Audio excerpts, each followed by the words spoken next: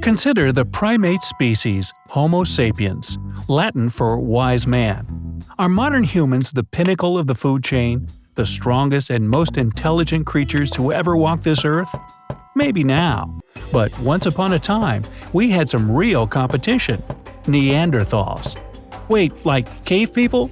Were Neanderthals our ancestors? Nope. We came from the Cro-Magnon, which were early modern humans. Neanderthals were a separate branch of humans. Their DNA is even different from ours, so we can safely say that Neanderthals were a completely different species. So, let me introduce Ned Neanderthal. He appeared from 430,000 to 40,000 years ago in Europe. In 1856, Ned's relatives were found for the first time by archaeologists in a German valley called Neander, hence the name. Clever. Then there's Hank. Yep, looks a lot like any other guy you've seen, and that's because Hank is a modern human, a Homo sapiens. He's a student at an archaeological institute. Yep, once he graduates, Hank will make a living studying ancient human species like Ned. Hank, meet Ned. Ned, Hank. As you can see, Ned is shorter than Hank. The average Neanderthal was about 5 feet 4 inches and weighed about 160 pounds. At 5 feet 9, Hank is obviously taller.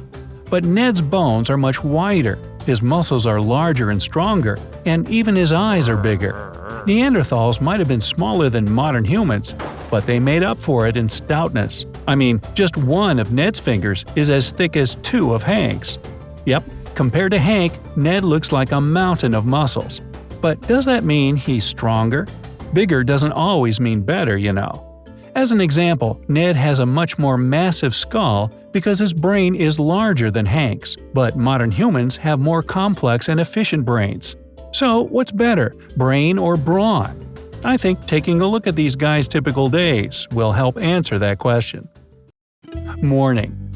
Hank the human reluctantly wakes up from the incessant buzzing of an alarm clock and heads to class. He might grab a piece of toast on the way out, but who are we kidding? It'll probably be a quick cup of coffee. Uh-oh, he's gonna be late. Better book it to class. Oh boy, Hank's winded just from running a few feet. Ned, with the first rays of the sun, opens his eyes and heads out for food. No, it'll be anything but some pre-packaged ready meal from your friendly neighborhood grocery store. Like a real Tarzan, Ned makes his way through the cold steppe. Thanks to his enlarged chest and wide nostrils, Ned's muscles consume much more oxygen. So, on his thick, muscular legs, he can easily trek 30 miles just to find some dinner. He gets to his destination just in time. A herd of wild buffalo are grazing out on a field. Afternoon. Hank hardly made it through his first lecture and fell asleep in the second. He was awakened by his stomach growling. During the break, Hank runs to a vending machine and gets himself a sandwich and a bag of chips. Ned tracks down his prey for 2.5 hours, a 1,500-pound bison. That'll feed the whole family. Failure is not an option. He takes a deep breath in and runs toward the bison, armed only with a crooked stone axe. One must be incredibly strong to emerge victorious with such a beast. And Ned has won. As for Hank, well, let's just say he once got the life scared out of him by a goose that was set on taking his sandwich, and the goose won. Evening. After classes, Hank goes to the gym. There he can bench press about 140 pounds. Sure, it's not much, but Hank's not looking to become a professional bodybuilder or anything.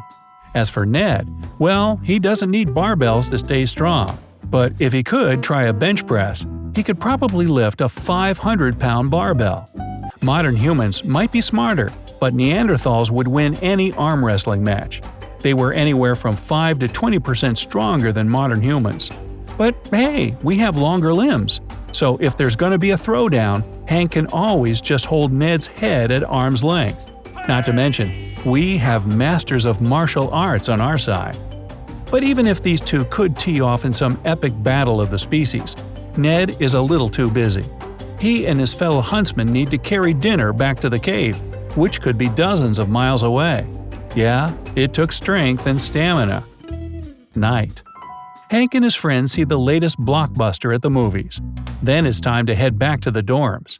Ned is also making his way back home, but home is an ever-changing place. Like all Neanderthals, Ned doesn't linger long in one place. Together with his family, he sets off to look for a new spot to spend the night. Even on this long, cold night, Ned finds an ideal cave. He can see well enough without much sun. His eyes are bigger and have adapted. Uh-oh! Looks like this cave has already been taken by a bear, and is much larger than a grizzly. But Ned doesn't care. He drives the bear away, and his family can settle in their new, albeit temporary, abode. Over in his dorm, Hank has ordered a pizza and is now playing video games with his girlfriend. Ned makes a fire in the cave, and his wife Nellie, who is also much stronger in structure than most modern men, is making clothes, shoes, and gloves out of the buffalo hide. Ned is making and fixing his tools. They've both had a hearty meal of raw meat. No pots, pans, spices, or ketchup. They ate it right off the bone. Hank goes to bed and checks his social media before dozing off. Ned, exhausted after a busy day, is already asleep on his grass bed. And for both men, it all starts again tomorrow. But tomorrow is a special day. Happy birthday! Yep, these two starkly different fellas share a birthday. Both are turning 20 today. Only Ned is already middle-aged. Neanderthals had an average lifespan of only about 40 years. They grew up a lot faster than we do. For Neanderthals, you were an adult at 12. Can you imagine being fully grown and fending for yourself before you're even a teen? Okay, so if Ned is stronger than Hank's early ancestors, then why didn't his species survive? Why aren't we all Neanderthals? Nobody knows the exact answer, but there are some interesting theories. Diet. It's possible that Neanderthals could have been ruined by a very bad diet consisting of only meat. These tough guys hunted big game. They weren't too interested in fruits, vegetables, or nuts. But when severe frost came, the population of deer, mammoths, bison, and other goodies began to decline significantly. Neanderthals weren't ready for this and couldn't just up and switch to another diet, so they began to falter off. Conflict with Cro-Magnons.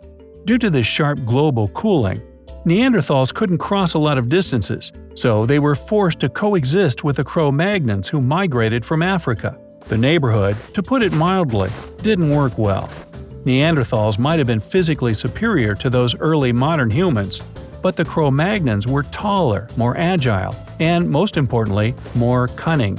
Also, the Cro-Magnons had throwing weapons like spears, allowing them to triumph without even touching their opponents.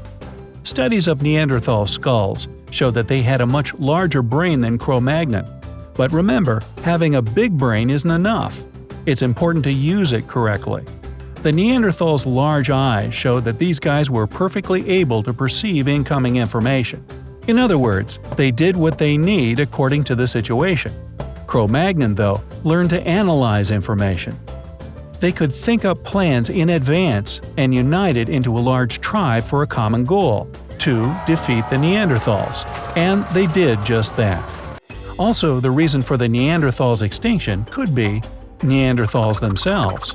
Look, every male risked his life daily fighting with bears, rhinos, mammoths, and other ancient beasts.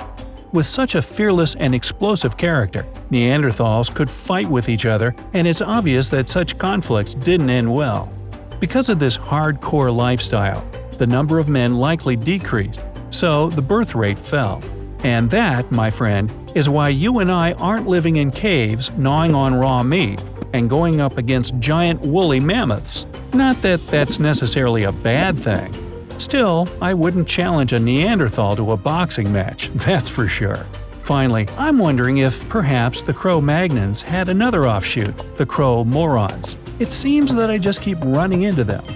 Hey, if you learned something new today, then give the video a like and share it with a friend.